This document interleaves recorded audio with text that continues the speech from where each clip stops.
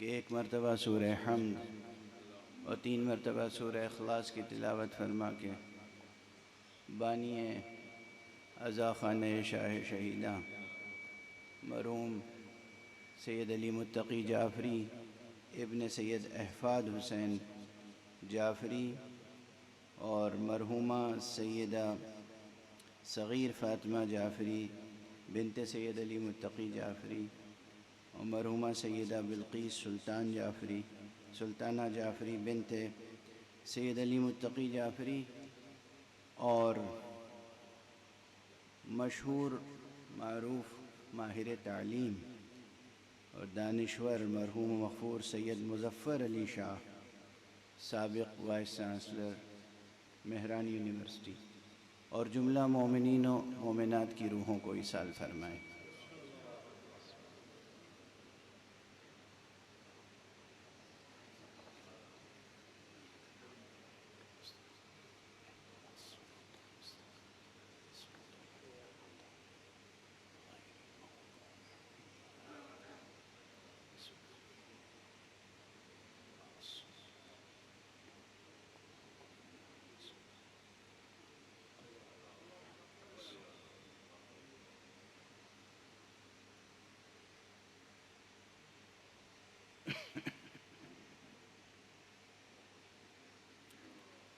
اعوذ باللہ من الشیطان الرجیم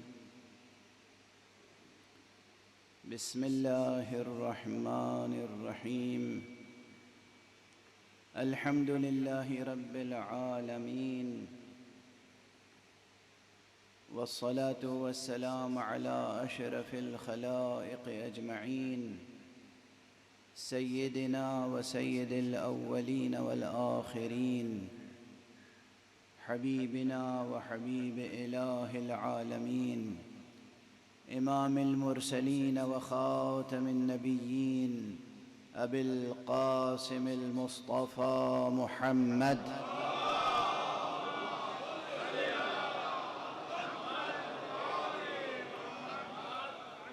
وعلى اہل بیتہ الطیبین الطاہرین الہداة المہدیین المعصومين المظلومين واللعنة الدائمة على أعداء الحق والدين أما بعد فقد قال الله تعالى عز اسمه في محكم كتابه ومتقن خطابه بسم الله الرحمن الرحيم ألم نشرح لك صدرك ووضعنا عنك وزرك الذي أنقض ظهرك ورفعنا لك ذكرك صدق الله العلي العظيم۔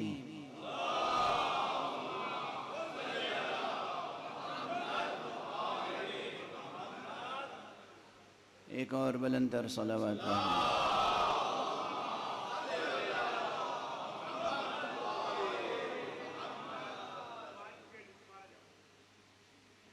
عنوان گفتگو اذہان عالیہ میں محفوظ ہوگا۔ عشرہ تو عشرہ حسین ہوتا ہے، لیکن یہ ذات گرامی حسین کی خصوصیت ہے کہ آپ کی مجلسوں میں توحید کا تذکرہ بھی رہتا ہے اور نبوت کا تذکرہ بھی رہتا ہے، اور مختلف اسالیب میں مختلف انداز سے میں یہ بار بار کہہ چکا ہوں کہ خود یہ سلسلہ مجالس اور یہ جو عزاداری ہے یہ ایک مضبوط سماجی قلعہ ہے جس میں دین محفوظ ہے۔ لوگ آگے بحثیں کرتے ہیں، سنت اور بدعت کی بحثیں کرتے ہیں، میں اس وقت یہ بحث چھیڑوں گا نہیں، کیونکہ میرے سامنے بہت سے اور موضوعات ہیں جن کی تکمیل ضروری ہے، لیکن حقیقت یہ ہے کہ یہ ایک ایسا سماجی قلعہ ہے، قلعہ جس میں اسلام محفوظ ہے، جس میں دین محفوظ ہے، جس میں توحید محفوظ ہے، جس میں عقیدہ ختم نبوت محفوظ ہے۔ کہیں سے کوئی منکر ختم نبوت پیدا ہو سکتا ہو تو ہو، فرش اعضاء سے اور تہذیب اعضاء سے کوئی کبھی منکر نبوت نہ پیدا ہو سکتا ہے، نہ منکر ختم نبوت۔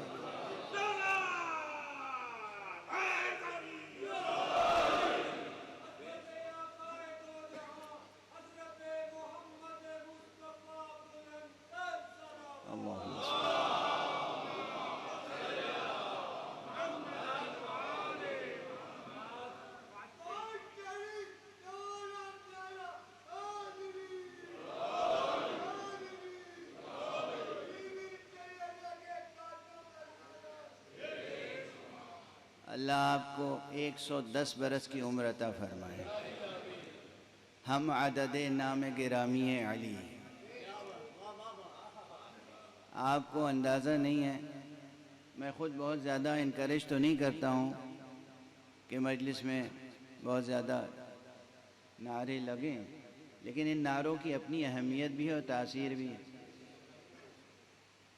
اور ایک تاثیر یہ ہے، ابھی لندن میں یہ جملہ کہہ چکا ہوں، اپنا ہی جملہ دہرا رہا ہوں،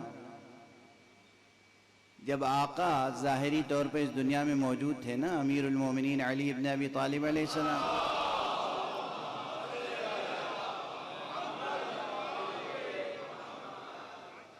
تو وہ خود بت شکن تھے۔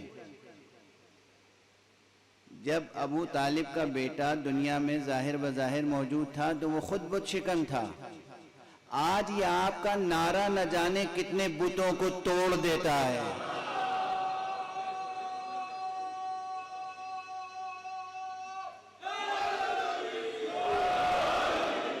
نہ جانے کتنے ذہنوں کے بت ٹوٹ جاتے ہیں، دلوں کے بت ٹوٹ جاتے ہیں، نہ جانے کتنے آستینوں کے بت ٹوٹ جاتے ہیں۔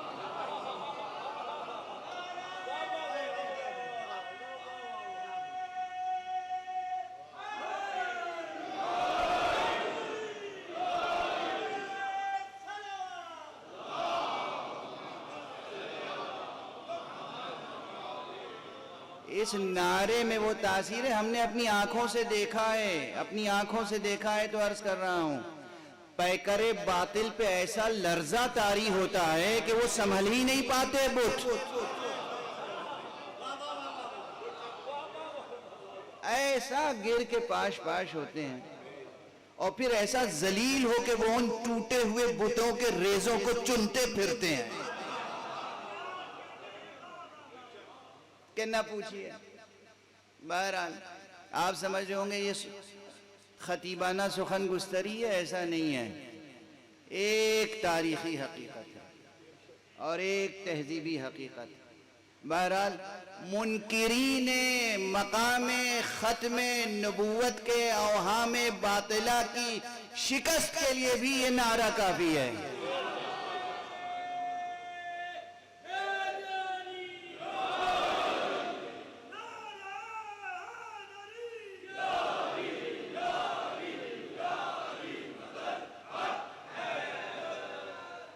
تسلسل زماں میں اس کی گونج ہے، یہ کوئی ضعیف روایت نہ سمجھیے گا، ایک وجودی حقیقت سمجھیے گا کہ وجود مبارک امیر المومنین علی ابن ابی طالب علیہ السلام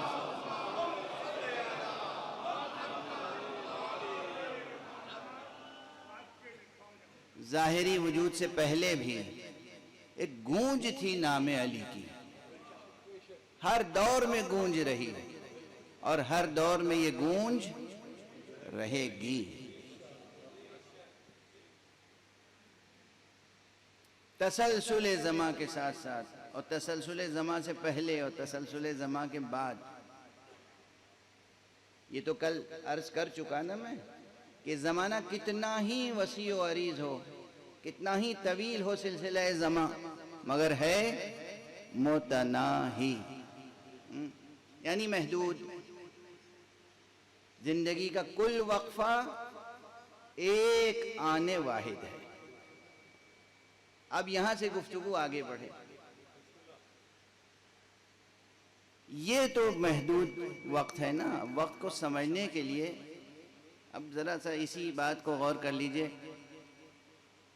ہم سب جی رہے ہیں نا، آپ بھی جی رہے ہیں، ہم بھی جی رہے ہیں، اقوام عالم کے افراد جی رہے ہیں، اور جو طبقات ہیں، علماء جی رہے ہیں، فلاسفہ جی رہے ہیں، سائنٹسٹ جی رہے ہیں۔ اچھا، ان کی زندگی کا ایک ظرف زمان تو ہے، وقت جی رہے ہیں، وقت میں جی رہے ہیں، وقت کے ساتھ جی رہے ہیں، وقت ہمارے ساتھ جی رہا ہے۔ پھر بھی وقت کے بارے میں ہر ایک کا نظریہ الگ الگ کیوں ہے؟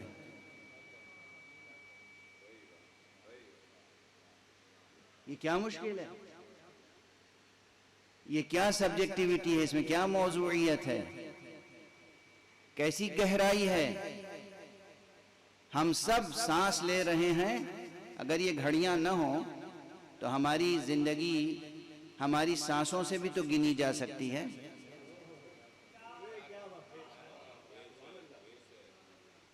کون کتنے برس جیا وہ بھی آپ نوٹ کر سکتے ہیں، کس نے کتنی سانسیں لی،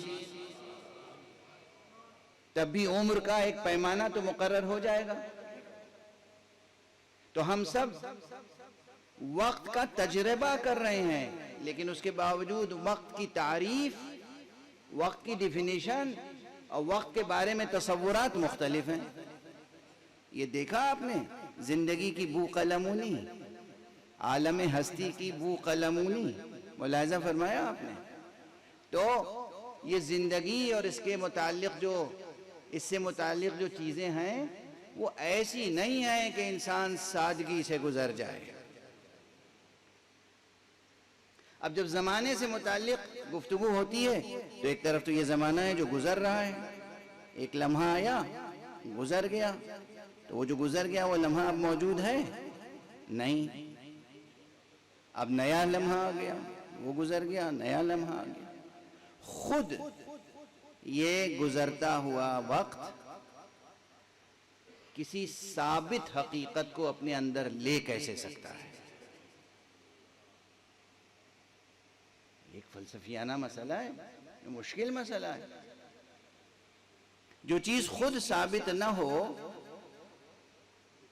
بس ایک اب پھر مجبور ہوں کہ ادبی تعبیر یا شاعرانہ تعبیر اختیار کروں، لیکن عام فہم ہے، بہت عام فہم۔ آپ چھلنی میں پانی لے کے کتنی دیر ٹھہر سکتے ہیں؟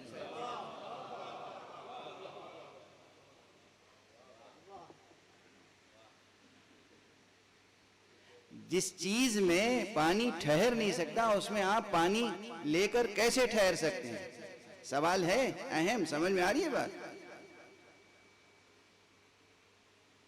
اگر واقعاً وقت کا یہ شعور ہو کہ یہ وقت تو ہے نہیں کوئی ایسی چیز، بھائی کوئی فولاد کا ظرف تو نہیں ہے، یہ ظرف زمان جو ہے لمحہ لمحہ گزر رہا ہے، یہ جو لمحہ لمحہ گزر رہا ہے اس میں ثابت رہنے والی، برقرار رہنے والی، باقی رہنے والی، بقا بدامہ زندگی ٹھہر کیسے سکتی ہے؟ غور طلب بات؟ اگر اتنا ہی شعور پختہ اور بالیدہ ہو جائے،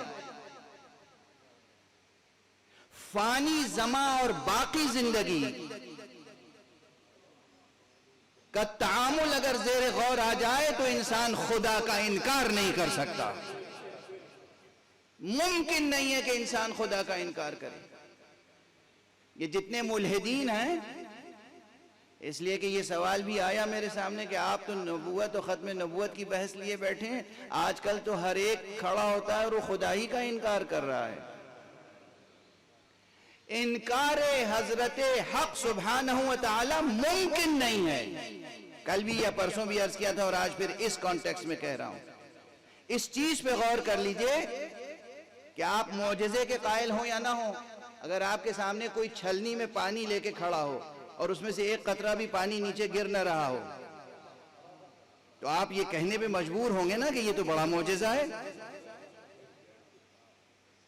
یا سحر کہیں گے یا معجزہ. اور سحر کی حقیقت تو کچھ نہیں ہے، معجزے کی حقیقت ہوتی ہے. تو اگر چھلنی میں پانی لے کے کوئی کھڑا رہے اور پانی اس میں سے نہ گرے، ٹھہرا رہے، تو یہ ہے معجزہ. زندگی اور زمانے کا رشتہ یہی ہے. زمانہ گزر رہا ہے اور زندگی برقرار. اس کے معنی ہے کہ ہر لمحہ آپ کے سامنے معجزہ پروردگار ظاہر ہو رہا. صلوات پڑھ دیں محمد و آلہ.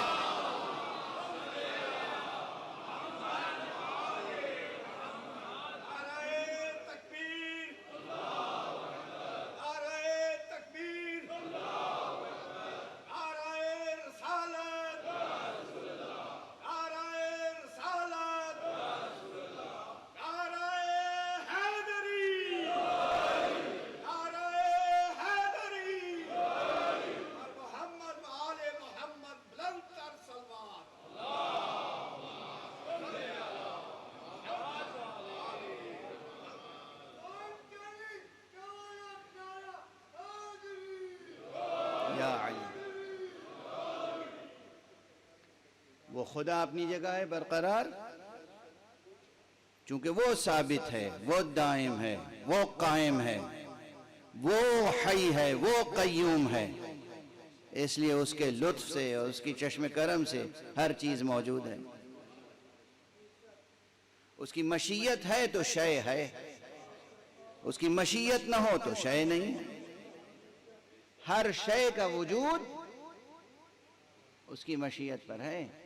تو یہ جو ظرف زمان میں جو ایک چین ہے کازز اور ایفیکٹس کی، یہ جو اس میں تسلسل زمان میں جو ایک سلسلہ ہے علل اور معلولات کا ہے، اسی کا بنایا ہوا ہے. مگر اس کی کوئی حقیقت نہیں، اس پہ زیادہ بھروسہ نہ کریں. اصل وہ علت العلل ہے، اصل وہ ہے مسبب الاسباب، وہ ہے اسی نے اسباب خلق کیے. اس نے یہ چاہا کہ اس دنیا میں ہر چیز قانون علت و معلول اور قانون سبب و مسبب کی پابند رہے، ہر شے. مگر یہ پابندی بھی اس کی مشیت سے ہے. جہاں وہ چاہے کہ یہ مشیت اس کے برخلاف کوئی چیز کرے. انما امرہ اذا اراد شیئا ان یقول له کن فیکون. فسبحان الذی بیدہ ملکوت کل شیء.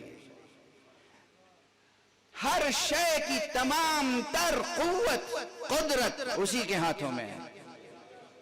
الہاد کا کیا گزر؟ ممکن کیسے ہے کہ انسان کوئی خدا کا انکار کر سکے؟ خدا کا انکار کرنے سے پہلے اپنے وجود کا انکار کرنا ہوگا. خالق کے انکار سے پہلے آپ کو اپنے وجود کا انکار کرنا ہوگا. اپنے وجود کو ثابت کر رہے ہیں اور خالق کے وجود کا انکار، اس سے بڑا تناقض نہیں ہو سکتا. کانٹرڈکشن آپ کے کلام میں. یہ مثال یاد رکھیے گا.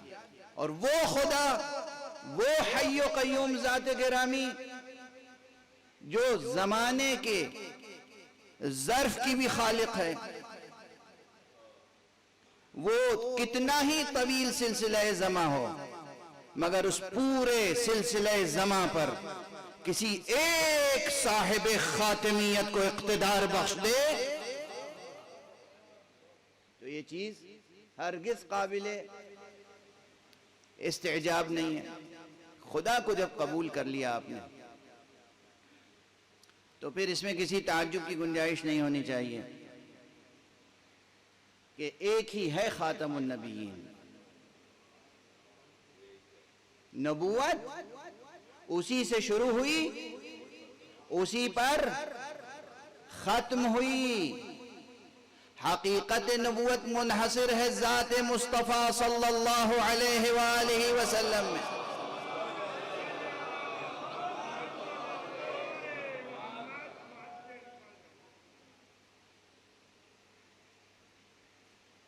اور اس کے دلائل بہت ہیں، بے شمار. اولا نبوت کے دلائل، ویسے تو دلائل النبوہ کے نام سے بہت سی کتابیں لکھی گئی ہیں، بہت سی کتابیں عربی میں لکھی گئیں، فارسی میں لکھی گئیں، دوسری زبانوں میں ان کتابوں کے ترجمے ہوئے۔ قرآن مجید دلائل نبوت سے پر ہے، لبریز ہے۔ اور پھر دلائل ختم نبوت، اللہ سبحانہ و تعالیٰ کا اعلان ہے۔ شروع کے مومنین کتنے متقی اور صاف دل اور صفائے ذہن رکھنے والے اور اہل یقین تھے، ان کے لیے ایک آیت کافی تھی مسئلہ ختم نبوت کے لیے، کہ بھئی اللہ سبحانہ و تعالیٰ نے فرما دیا ہے وَمَا كَانَ مُحَمَّدٌ أَبَا أَحَدٍ مِّن رِجَالِكُمْ وَلَكِنْ رَسُولَ اللَّهِ وَخَاتَمَ النَّبِيِّينَ۔ یہ آیت قرآن مجید میں سورہ مبارکہ احزاب میں موجود ہے۔ وَكَانَ اللَّهُ بِكُلِّ شَيْءٍ عَلِيمًا، اللہ ہر شے کا علم رکھنے والا ہے۔ وہ اعلان فرما رہا ہے کہ یہ پیغمبر، یہ محمد ابن عبداللہ، یہ تمہارے مردوں میں سے کسی کے والد نہیں ہیں، بس یہ اللہ کے رسول ہیں اور خاتم النبیین ہیں۔ اور جب خاتم النبیین کہہ دیا تو گویا یہی خاتم المرسلین بھی ہیں، کیونکہ رسول کا تصور تو نبی کے تصور سے اخص ہے، محدود تر ہے۔ پہلے کوئی نبی ہوگا تب رسول ہوگا، جب نبوت ہی ختم ہو گئی تو پھر رسول کا سوال پیدا نہیں ہوتا۔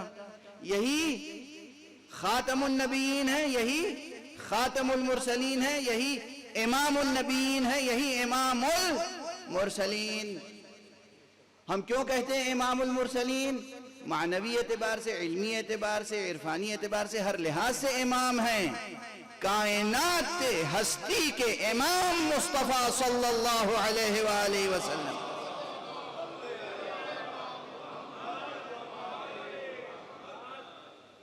رسول کو ہر طرح کی امامت حاصل ہے، مگر روایات معراج پہ غور کیجئے تو وہاں خاص طور پر یہ تذکرہ آتا ہے کہ اللہ نے تمام انبیاء کو جمع کیا،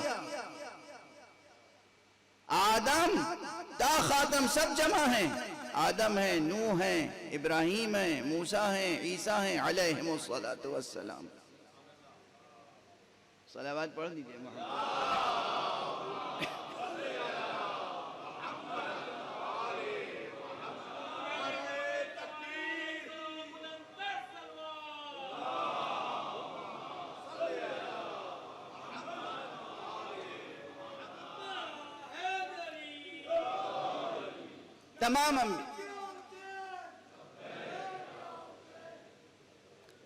تمام انبیاء موجود، اور رسول، ہمارے رسول، وہ رسول کہ جن کو اللہ نے سند دی ہے کیا؟ مقام خلق عظیم کی، انک لعلی خلق عظیم، بے شک آپ خلق عظیم کے درجے پہ فائز ہیں۔ تو ہیں تو حقیقت نبوت کا پیکر، مگر ظاہر ہے کہ سلسلہ ظاہری میں ان کے جد ہیں، ان کے والد ہیں ابراہیم۔ تو جناب ابراہیم موجود ہوں تو پیغمبر خود سے کیسے آگے بڑھ کے نماز پڑھائیں گے؟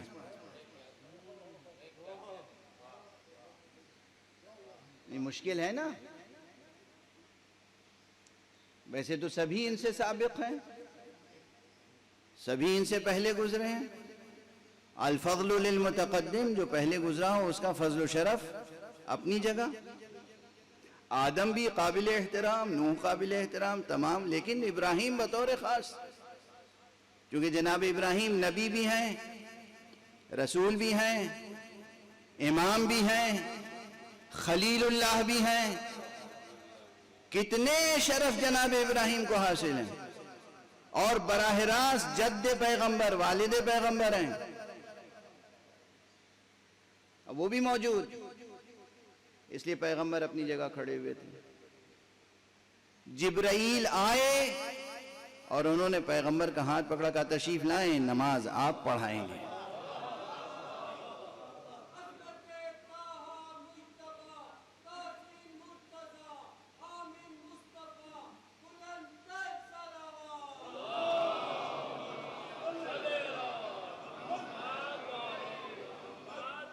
دیکھیے اس سے صرف فضل و شرف ہی ثابت نہیں ہوتا، حقیقت یہ ہے کہ آپ کا فضل و شرف، آپ کی عظمت، آپ کا کمال، آپ کا رتبے میں بلند سے بلندتر ہونا، یہ سب ثابت ہوتا ہے، لیکن اس میں بھی مقام خاتمیت بھی ثابت ہوتی ہے۔ سب نبی موجود ہیں، مگر امامت کون کر رہا ہے؟ مصطفیٰ صلی اللہ علیہ وآلہ وسلم۔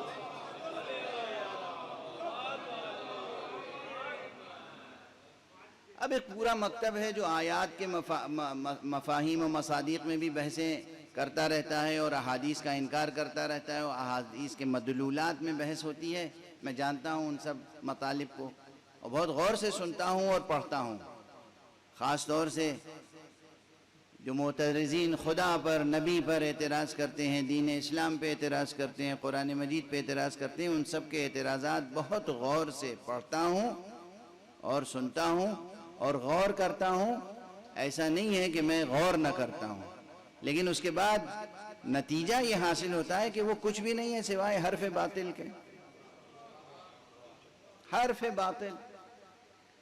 قرآن مجید کی یہ ایک آیت جو ابھی آپ کے سامنے میں نے تلاوت کی، ولیکن رسول اللہ و خاتم النبیین، یہ ایک آیت تمام گزشتہ نسلوں کے لیے کافی ہوتی تھی کہ وہ مانتے تھے رسول آخری پیغمبر ہیں، ختم ہوئی بات۔ کیوں؟ اللہ نے کہہ دیا ہے۔ اب وہ جو 20ویں صدی آئی،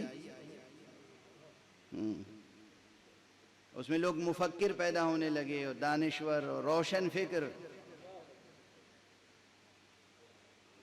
اور کوئی اٹھا اور اس نے دین اسلام کے ریکنسٹرکشن کی بات شروع کر دی، جیسے آپ کا گھر ہو اور آپ ریکنسٹرکٹ کر رہے ہوں۔ ارے بھائی، وہ خدا کا دین ہے، خدا کے دین کی روشنی میں آپ اپنی فکر کو ریکنسٹرکٹ کریں، اپنی فکر کی روشنی میں خدا کے دین کو ریکنسٹرکٹ نہ کریں۔ تو جو پچھلی نسلیں تھیں وہ اس بات کی قائل تھیں کہ اللہ نے کہہ دیا آخری نبی ہیں تو آخری نبی ہیں، واضح ہے۔ یہ ایک آیت کافی تھی ان کے لیے۔ جو اس سے زیادہ وضاحت چاہتے تھے ان کے لیے رسول کی حدیث آئی، لیکن خدا کی قسم کیا حدیث آئی! رسول کی خاتمیت کا اعلان جس حدیث میں ہوا ہے، اور یہ حدیث صحیح بخاری میں موجود ہے، اس حدیث میں اعلان خاتمیت پیغمبر بعد میں ہوا، اس سے پہلے والے جملے میں اعلان وصایت علی ہوا۔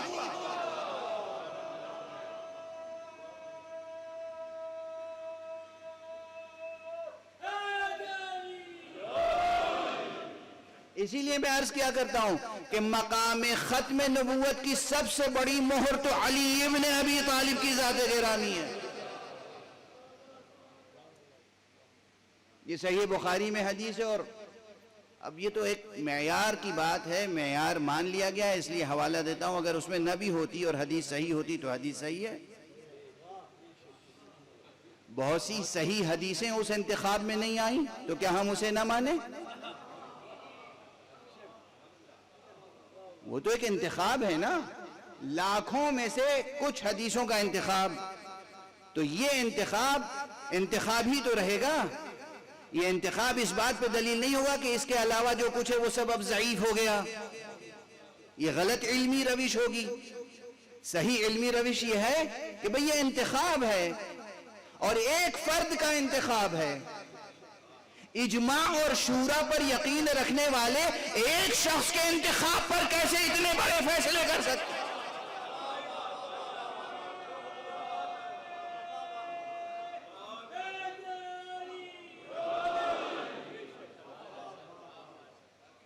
ایک فرد کا انتخاب، ایک شخص نے ان سے حدیث حاصل کی، ان سے حدیث حاصل کی، ان سے حدیث حاصل کی، سینکڑوں محدثین اور اساتذہ اور ائمہ حدیث سے حدیث حاصل کی ایک شخص نے، اور اس کے بعد اس نے خود اعتراف کیا کہ یہ لاکھوں کی تعداد میں حدیثیں تھیں، ہم نے اس میں سے یہ اتنا انتخاب کیا۔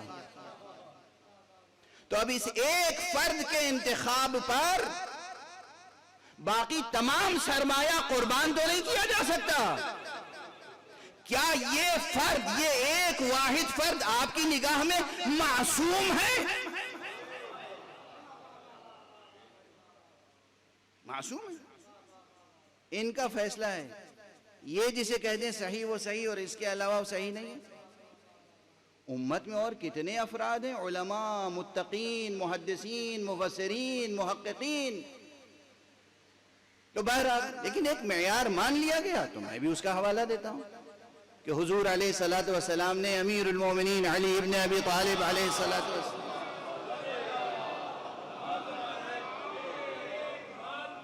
کو خطاب کر کے ارشاد فرمایا. اب ظاہر پورا پس منظر آپ میں سے اکثر کے ذہنوں میں ہوگا، میں دہرانا نہیں چاہتا ہوں.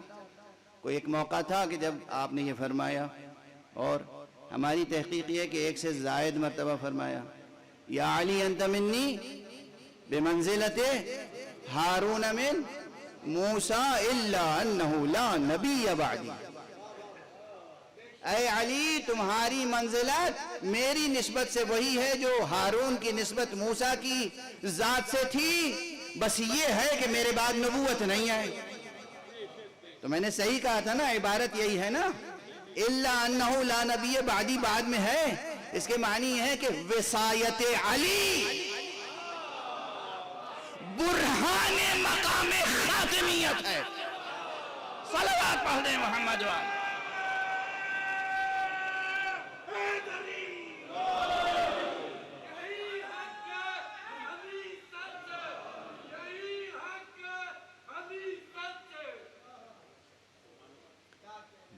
اب یہ لفظ برہان کی بھی کئی تعریفیں ہیں. برہان جو ہے منطق میں برہان، اس کی ایک محدود تعریف ہے، برہان کے اور بھی. لیکن یہ یاد رکھیے گا جملہ اس فقیر کا، وجود علی، وجود علی اور امامت علی اور وصایت علی اور ولایت علی برہان ختم نبوت ہے.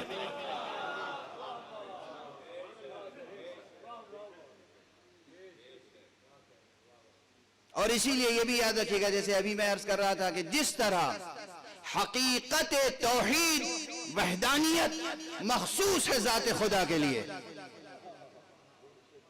خدا ہی وہ ہے جو احد ہے، واحد، احد، یکتا، یگانہ، فرد، صمد، وتر، اس کے علاوہ کوئی ہو نہیں سکتا.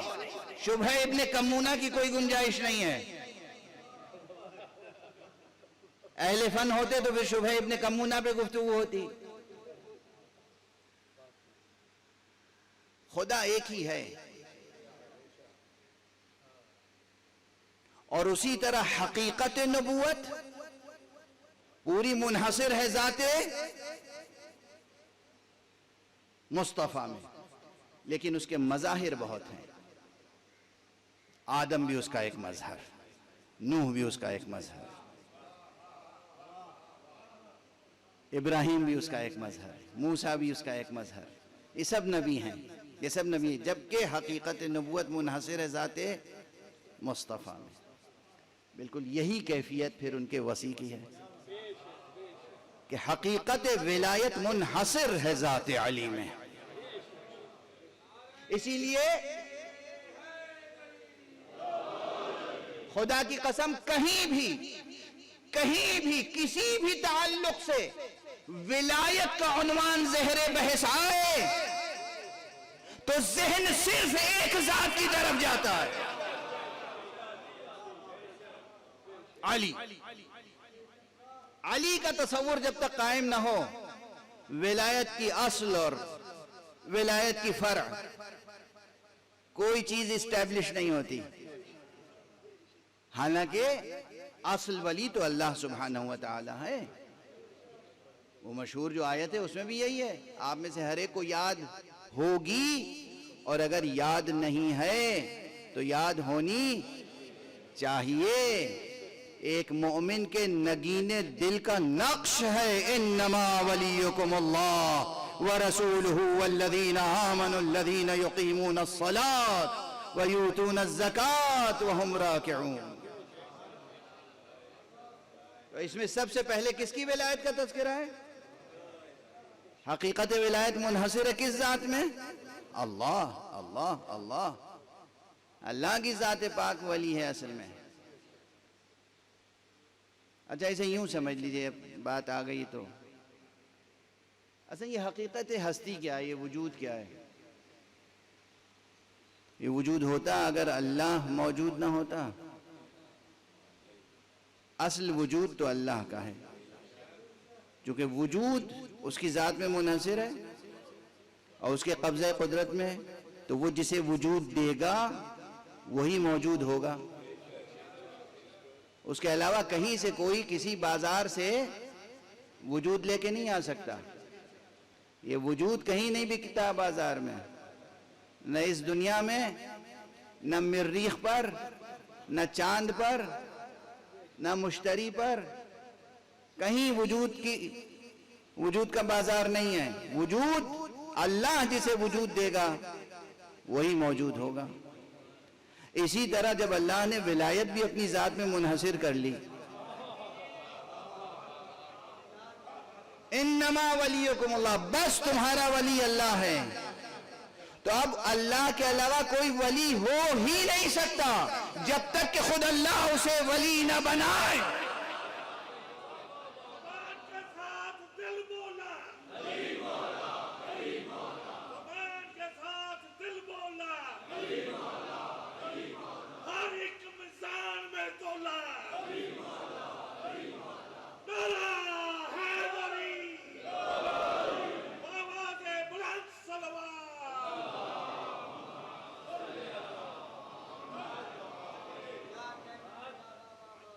تو اللہ نے ولی بنایا، خود ولی ہے، اپنے بعد رسول کو ولی بنایا، اور رسول کے بعد رسالت ختم ہو گئی رسول پر۔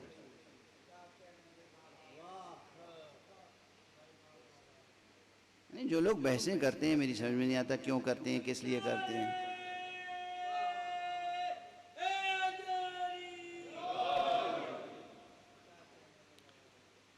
اللہ نے ولایت اپنی ذات میں منحصر فرمائی اور پھر کہا کہ اور میرا رسول، اور یہاں بات روک نہیں دی، والذین، اس کے معنی ہے کہ اللہ اور رسول کے بعد بھی کچھ ہیں جو ولی ہیں، تو اس سلسلہ ولایت کا انکار نہیں کر سکتے۔ ایک بہت بڑے مفکر نے اپنی ایک کتاب میں لکھا کہ مقام ختم نبوت کے معنی یہ ہیں کہ اب انسان کو الہی مدد اور الہی رہنمائی اور آسمانی رہنمائی کی ضرورت نہیں رہ گئی۔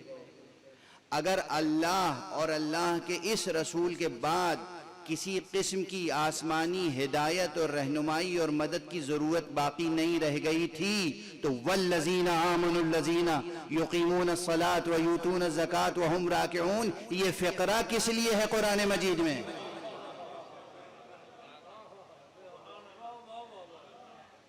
قرآن مجید ہی میں تو ہے۔ جاؤ پھر وہ لفظ ولی اسی روٹ ورڈ سے مولا نکلا ہے،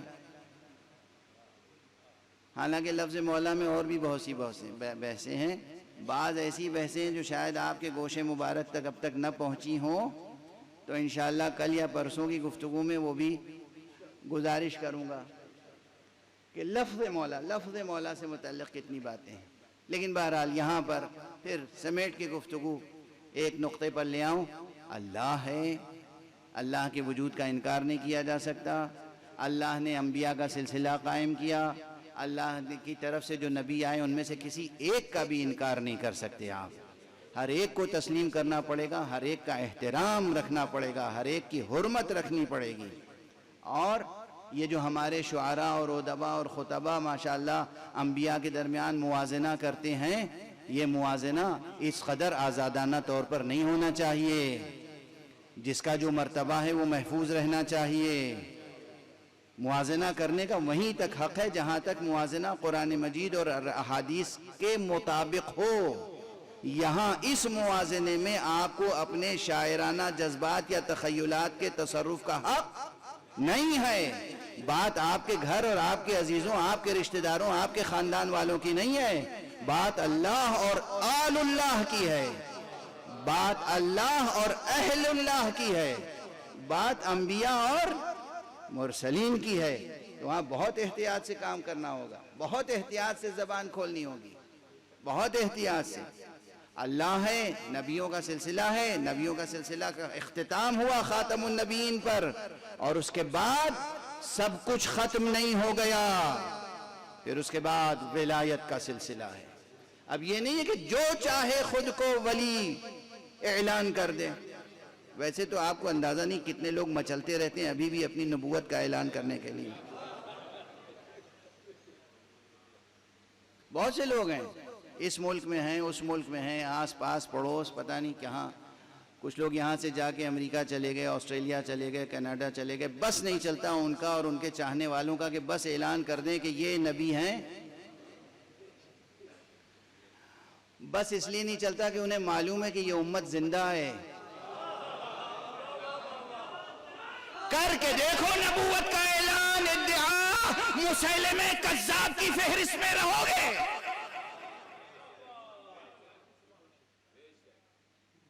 آسان ہے نبوت کا اعلان. اور جیسے نبوت کا اعلان نہیں کر سکتے، ہاں یہ اور بڑا مسئلہ.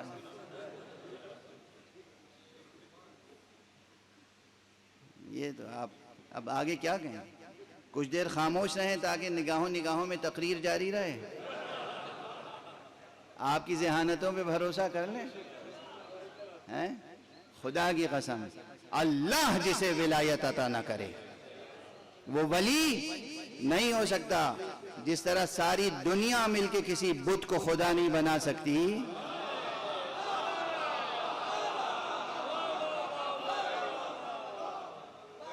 اسی طرح ساری دنیا مل کے نہ کسی کو نبی بنا سکتی ہے، نہ کسی کو ولی بنا سکتی ہے.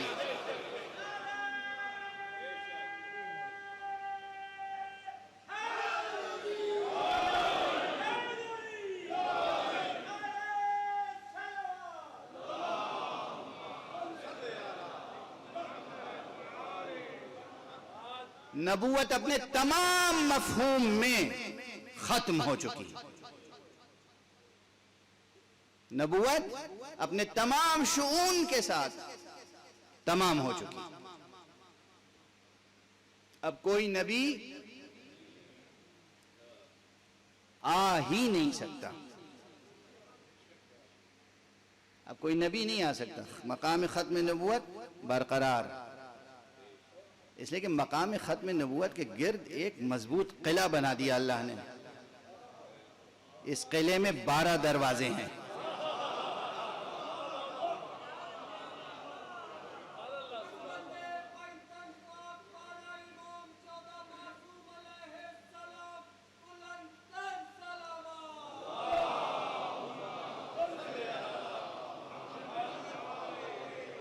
جب بھی جہاں سے بھی کوئی اٹھے گا، کوئی وحی کا انکار کرے،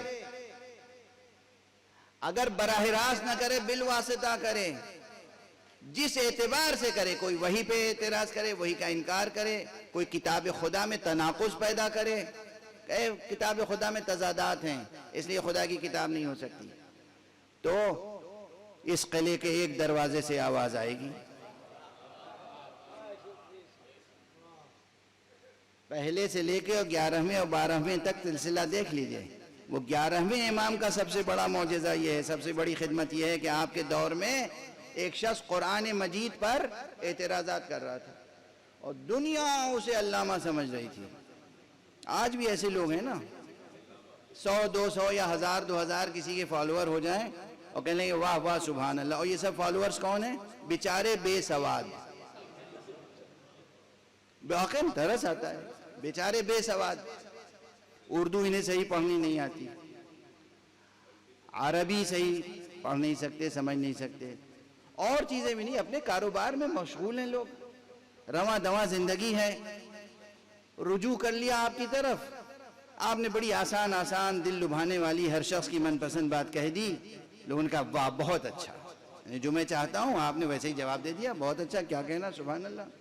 اب وہ ایک حلقہ قائم ہو گیا اور اس حلقے نے دماغ جو ہے اس بلندی پہ پہنچا دیا کہ نہ پوچھئے، محاکمہ کرنے لگے قرآن مجید اور آیت اور حدیث اور نبی اور امام، ہر چیزیں. میں یہ سمجھتا ہوں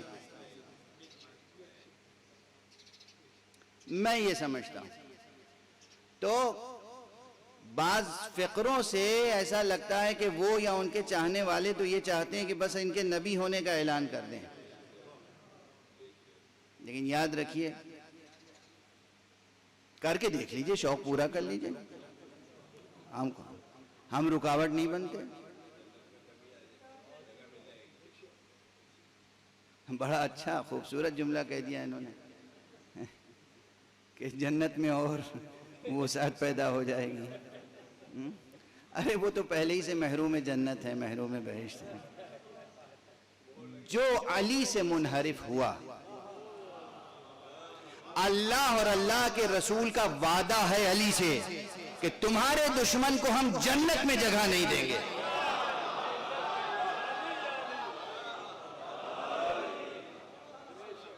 اس میں ہمارا کوئی دخل نہیں ہے۔ ہم ترس کھا کے آپ کی سفارش بھی کریں نا،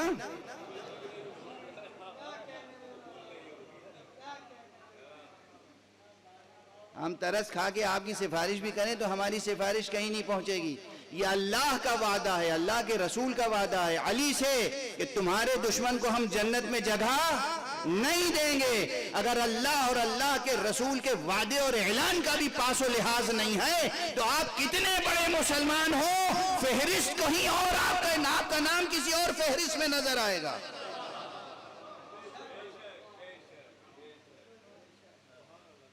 نبوت، مقام ختم نبوت، پھر ولایت اور مقام ختم ولایت، یہ سب چیزیں واضح ہیں۔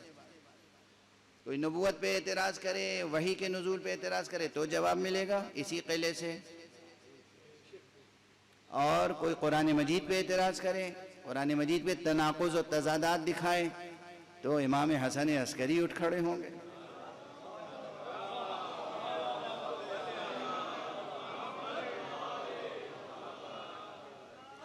اور اس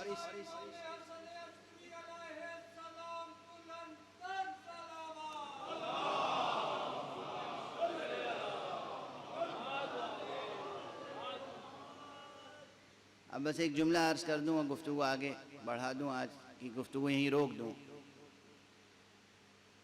ایک جلیل القدر عالم و مفکر و ادیب و دانشور مجھے بہت یاد رہتے ہیں ہمیشہ، وہ ہیں جناب مولانا ابوالکلام آزاد۔ اب وہ سیاسی باتیں الگ ہیں، کچھ لوگ ادھر کے انہیں پسند نہیں کرتے، کچھ لوگ ادھر کے بھی انہیں پسند نہیں کرتے، وہ سب الگ باتیں۔ مولانا ابوالکلام آزاد انتہائی روشن ضمیر مفکر تھے اور نہایت بلند پایہ ادیب، مفکر بھی ادیب بھی۔ ان کی بہت سی کتابیں ہیں، اردو لٹریچر کے اسٹوڈنٹس عموماً ان کی ایک کتاب یاد رہتی ہے، غبار خاطر، ان کے خطوط کا مجموعہ۔ لیکن تفسیر بھی لکھی انہوں نے، حالانکہ مکمل نہیں کر سکے، اور اس تفسیر میں بھی بعض نئی بحثیں اٹھائیں تحقیقی۔ اس کے علاوہ ان کی ایک کتاب ہے تذکرہ، کتاب کا نام ہے تذکرہ، کافی ضخیم کتاب ہے، لیکن اس میں ایک مقام پہ لکھتے ہیں وہ، اور انتہائی محبت اور ادب و احترام کے ساتھ لکھا ہے کہ خدا کی قسم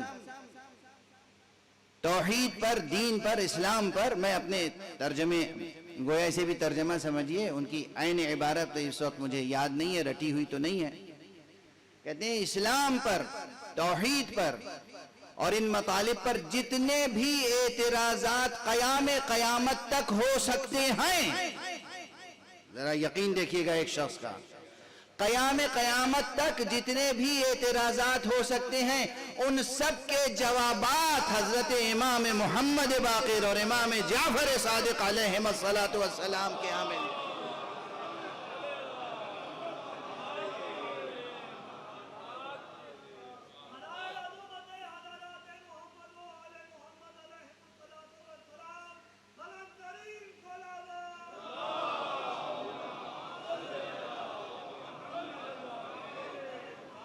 یعنی وہ توحید ہو، نبوت ہو، معاد ہو، اصول دین ہو، فروع دین ہو، اس پہ جہاں جہاں سے بھی جو اعتراض ہو چکے ہیں یا ہو رہے ہیں یا ہو سکتے ہیں، ان کا جواب آپ کو ان ائمہ اطہار کے کلام سے مل جائے گا۔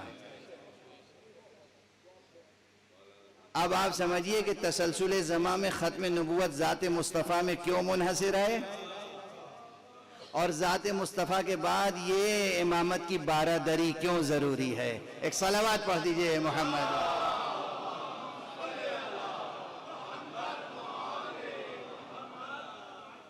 بس گفتگو تمام۔ جہاں سے بھی توحید کے خلاف آواز اٹھے یا نبوت کے خلاف اٹھے یا مقام ختم نبوت کے خلاف اٹھے، اس کا جواب رسول اور آل رسول میں سے ہونے والے اماموں نے فراہم کر دیا ہے۔ اور اسی لیے چونکہ زمانہ جاری و ساری ہے، تسلسل زمان برقرار ہے، بار بار سوالات سامنے آئیں گے، اسی لیے بار بار ان کا تذکرہ ضروری ہے۔ ہم سے یہ نہ کہیے کہ یہ آپ ہر سال پابندی سے ایک خاص نظم و ضبط کے ساتھ تذکرہ کیوں کرتے ہیں، یہ بدعت ہے۔ یہ بدعت نہیں، یہ دین کی ضرورت ہے، یہ آنے والی نسلوں کی ضرورت ہے۔ یہ جتنے شکوک، شبہات، سوالات اللہ کے بارے میں، رسول کے بارے میں، قرآن کے بارے میں، نبوت، ختم نبوت کے بارے میں، معاد کے بارے میں، یہ جتنے سوالات پیدا ہوتے ہیں ذہنوں میں، ان کا جواب اس منبر سے دیا جاتا ہے۔ یہ ہے منبر حسینی۔ اور صرف نظریاتی جواب نہیں دیا جاتا، صرف تھیوریٹیکل باتیں نہیں ہوتی، ہم تو زندہ کرداروں کو مثال میں پیش کرتے ہیں۔ زندہ کردار، اور ایسے ایسے کردار۔ آج 3 محرم ہے، لیکن میرا جی چاہ رہا ہے کہ میں آج کسی معصوم یا کسی معصوم زادے کی شہادت کی طرف آپ کا ذہن نہ لے کر جاؤں، بلکہ آج اس کردار کی طرف ذہن لے کر جاؤں جو کردار دنیا کے تمام عام انسانوں کے لیے ایک مثالی کردار ہے۔ آقا حسین کے اصحاب میں کچھ تو بنی ہاشم کے جوان تھے، لیکن سب تو نہیں تھے بنی ہاشم سے، سب نبی یا نبوت کے گھرانے سے نہیں تھے، بلکہ کچھ وہ تھے کہ جو وہی عام قبائل سے تھے۔ وہ عام قبائل کے افراد بھی جب انہوں نے اپنے وقت کے ولی کو پہچان لیا، اپنے وقت کے امام کو پہچان لیا، جان رسول کی عظمت کا ادراک کر لیا، مقصد حسین کی معرفت انہیں ہو گئی حاصل، تو پھر کس کس طرح سے وہ حسین کی طرف آئے ہیں۔ اور ہمارے یہاں ہر سال آپ سنتے ہیں یہ سب تذکرے، لیکن یاد رکھیے جو لوگ آقا حسین کی قربانی کو ہلکا سمجھ کے، ایک معمولی سا واقعہ تھا، لوگوں نے اسے داستان سرائی، وائزوں نے اسے کی داستانیں بنا بنا کے، ارے آپ یہ بتائیے یہ معمولی بات تھی؟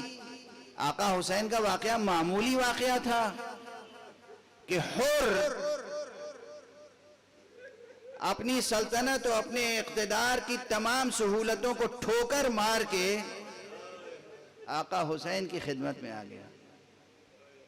ایک حر کے فیصلے پر اگر غور کر لے انسان، بس گفتگو تمام ہو گئی۔ آپ حضرات کی آوازیں بھی بلند ہیں اور آنکھیں اشک آلود ہیں۔ حر، قیام قیامت تک حر کا تذکرہ بھی ہوگا انتہائی عظمتوں کے ساتھ۔ وہی حر جس کے لیے اس کی زبانی خود بعض کتابوں میں یہ روایت آئی ہے کہ جب حر گھر سے نکلا ہے عبید اللہ ابن زیاد کے فرمان پر، تو وہ جا رہا تھا امام حسین علیہ السلام کی راہ روکنے کے لیے، مگر اس نے سنا، وہ کہتا ہے میں نے سنا کہ پیچھے سے کوئی آواز دے رہا ہے، حر بشارت ہو تمہیں، جنت کی بشارت ہو۔ اللہ اکبر، اللہ اکبر۔ خود حیرت زدہ تھا کہ میں تو نہ جانے کس مہم پہ جا رہا ہوں، کیسی مہم پہ جا رہا ہوں، حکومت کی نوکری ہے، میں جا رہا ہوں فرزند رسول حسین ابن علی کے مقابلے پر، وہ حسین جن کے لیے رسول نے کہا ہے الحسن والحسین سیدہ شباب اہل الجنہ، حسن اور حسین تو جوانان جنت کے سردار ہیں، ہم جوانان جنت کے سردار کے مقابلے پہ جا رہے ہیں، اور پیچھے سے آواز آ رہی ہے، اور تمہیں جنت کی بشارت ہو۔ یہ آواز کوئی معمولی آواز نہیں تھی. یہ بات حر کو اس وقت سمجھ میں آئی جب صبح عاشور نمودار ہوئی. اس حر نے امام کو کس قدر نزدیک سے دیکھا تھا، امام کے حسن اخلاق کو کس طرح دیکھا تھا، کیسا پیاسا لشکر لے کے آیا تھا حر، اور کس طرح آقا نے سیراب کیا اس کے لشکر کو.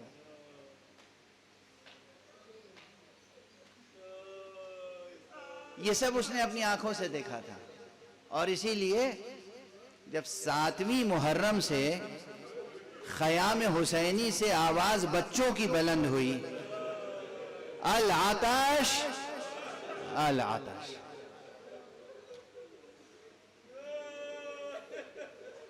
رات کے سناٹے میں بچوں کی آواز آ رہی ہے، امو جان ہم پیاسے ہیں، چچا عباس ہم پیاسے ہیں، بابا حسین ہم پیاسے ہیں، بابا ہم پیاسے ہیں. یہ آوازیں سن رہا ہے. 7ویں گزر گئی، 8ویں گزر گئی، اور حر کا ضمیر بے چین ہو رہا ہے. یہاں تک کہ شب عاشور آ گئی. شب عاشور کا یہ منظر آپ خطبہ سے سنتے رہتے ہیں کہ اس کے خیمے میں دسترخوان لگایا گیا، اس کے بھائی، بیٹے، اس کے غلام سب منتظر ہیں اور دیکھ رہے ہیں کہ حر کے چہرے کا عالم کچھ اور ہے. چہرے کا رنگ اڑا ہوا ہے، حالت دیگرگوں ہے. خیام حسینی کی طرف رخ ہے، گھوڑے پہ بیٹھا ہوا ہے حر، زمین پر نہیں، گھوڑے پہ، اور کسی کی بات جیسے سن ہی نہیں پا رہا ہے. غلام آیا، آقا دسترخوان لگ چکا ہے، جیسے حر نے سنا ہی نہیں. ایک بار دو بار غلام آیا چلا گیا، پھر بیٹا آیا، بابا دسترخوان لگ گیا. اب جب بیٹا آیا نا، حر کیسا سعادت مند تھا. حر نے اپنے بیٹے کا نام بھی علی رکھا تھا، علی ابن حر، اور حر کے بھائی کا نام مسلم تھا. حر ریاحی، مسلم ریاحی، علی ابن حر ریاحی. بیٹا آیا، جب بیٹا آیا تو حر نے بیٹے کو قریب بلایا اور کہا کہ میں کچھ سن رہا ہوں، تمہیں بھی سنائی دے رہا ہے؟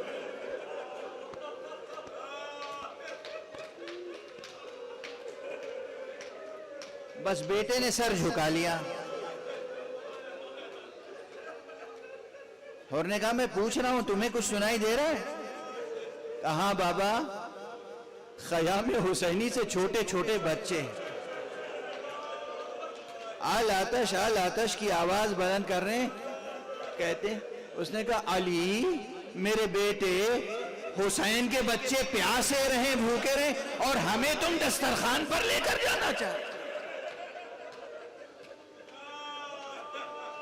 اجرکم علی اللہ، اجرکم علی اللہ، اجرکم علی اللہ.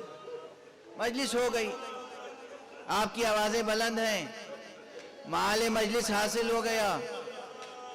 یہ تو تذکرے اسی لیے ہوتے ہیں نا کہ آپ کا وجودی رشتہ حسین سے جڑ جائے.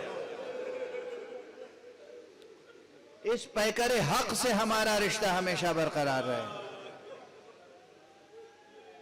اور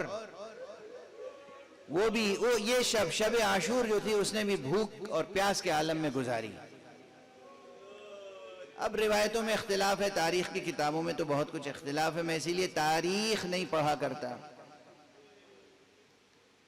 کہتے ہیں کہ شب گزر گئی، صبح نمودار ہوئی، رات کی تاریکی میں نہیں گیا حر، صبح نمودار ہوئی. آیا عمر ابن سعد کے سامنے اور کہا تیرا کیا فیصلہ ہے آخری، کیا حسین سے جنگ ہی ہوگی؟ یہ حر کا یہ عمل بھی نا، یہ اس آیت پر عمل کے مصداق کہ جہاں کہا کہ وَتَوَاصَوْا بِالْحَقِّ وَتَوَاصَوْا بِالصَّبْرِ، تاکید کرنے گیا، توصیہ، کیا حسین سے جنگ کرو گے؟ اور کیا کس قدر سخت اور پرشقاوت دل سے نکلنے والا جواب سنا ہے اس نے. ہاں حر، جنگ ہوگی اور ایسی جنگ ہوگی کہ ہماری تلواروں سے لوگوں کے سر اڑتے ہوئے نظر آئیں گے. ایک عجیب شدید لحن میں، شدید لہجے میں عمر ابن سعد نحس نے جواب دیا. حر پلٹا اور اب اس نے رخ کیا خیام حسینی کا. ابھی تک لہجہ اس کا متوازن بلکہ قوی تھا، پرقوت لہجے میں گفتگو ہو رہی تھی عمر سعد سے، لیکن اب جو پلٹا اور خیام حسینی کا رخ کیا تو سر کو نہڑا لیا. وہ ساری علامتیں اور نشانیاں اس نے اختیار کی کہ جو ایک نادم، ایک شرمندہ، ایک تائب اختیار کرتا ہے. ادھر آقا حسین تھے، کوئی اور تو نہیں. آقا حسین نے بھی اپنے جوانوں سے کہا دیکھو استقبال کرو، کوئی مہمان آ رہا ہے. علی اکبر اٹھو دیکھو کوئی آ رہا ہے. عباس اٹھو آگے بڑھو دیکھو کوئی آ رہا ہے. حر آیا. حر کے ساتھ قدماء نے تذکرہ نہیں کیا ہے، لیکن متاخرین میں سے بعض معتبر علماء نے تذکرہ کیا ہے. اب یہ میں کیوں پڑھ رہا ہوں، یہ ایک الگ بحث ہے. کہتے ہیں حر تنہا نہیں تھا، حر کے ساتھ حر کا بھائی مسلم ریاحی بھی تھا، حر کے ساتھ اس کا بیٹا علی ابن حر ریاحی بھی تھا، اس کے ساتھ اس کا غلام وہ بھی تھے. آقا کی خدمت میں آئے. یہ ابن رسول اللہ، اے فرزند رسول، کیا میری توبہ قبول ہو سکتی ہے؟ اس ایک فقرے میں کتنا بڑا پیغام ہے تمام انسانوں کے لیے. درس ہے. انانیت نہیں. اگر خدا کی پہچان ہو، اگر خدا کے وعدوں پہ یقین ہو، اگر جنت و جہنم کا یقین ہے، روز جزا کا یقین ہے، تو کسی بھی منزل میں ہو انسان دنیا کو ٹھوکر مار کے توبہ کی راہ اختیار کر سکتا ہے. یہ ہے درس تمام عالم انسانیت. آقا فرزند رسول، کیا میری توبہ قبول ہو سکتی ہے؟ امام نے فرمایا ہاں ہاں کیوں نہیں. ارے میرا رب رحیم ہے، کریم ہے. میں نے معاف کیا، میرے رب نے معاف کیا. آپ سنتے رہتے ہیں. بس اب تمام تفصیلات چھوڑ کر بس ایک فقرے کی طرف اب توجہ دلا کے گفتگو ختم کر لو. ادھر آیا حر اور ادھر اس نے اجازت طلب کی کہ فرزند رسول اگر توبہ قبول ہے تو بس اب مرنے کی اجازت دیجیے. اس سے زیادہ مہلت کہاں تھی، فرصت کہاں تھی؟ امام نے فرمایا کہ تو میرا مہمان ہے. کہا آقا آپ کو روکنے والا بھی میں ہی ہوں. گویا پہل تو میں نے کی ہے نا آپ کے خلاف اقدام میں، اس لیے اب آپ کی طرف سے قربان ہونے میں بھی میں ہی پہل کروں گا. امام سے اجازت لی. پہلے اپنے بیٹے کو بھیجا، جاؤ فرزند رسول پر جان قربان کرو، ان کی طرف سے دفاع کرو. بیٹا گیا. اب یہاں پر میں اس منبر پر اکثر پڑھتا رہا ہوں، اور یہ وہ منظر ہے جس میں ایک تاثیر ہے، ایک پیغام ہے، جس میں بے کرا تاثیر، بے کرا پیغام ہے. بیٹا گیا جس بیٹے کا نام علی ہے، علی ابن حر ریاحی. علی ابن حر ریاحی. میں صرف یہ سوچ سوچ کے گریہ کرتا ہوں کبھی، کیا مناسبت ہے. علی ابن حر ریاحی، اس نے جنگ کی اور اس کے بعد جب گھوڑے سے زمین پر آ رہا تھا اس نے اپنے بابا کو پکارا، اس نے حر کو پکارا. حر جب بیٹے کے لاش پہ پہنچا ہے تو دیکھا حسین وہاں پہلے موت.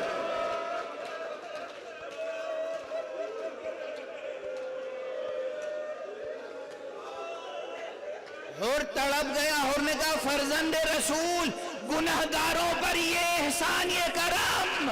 کہا حر مجھے معلوم ہے بوڑھے باپ سے جوان بیٹے کا لا.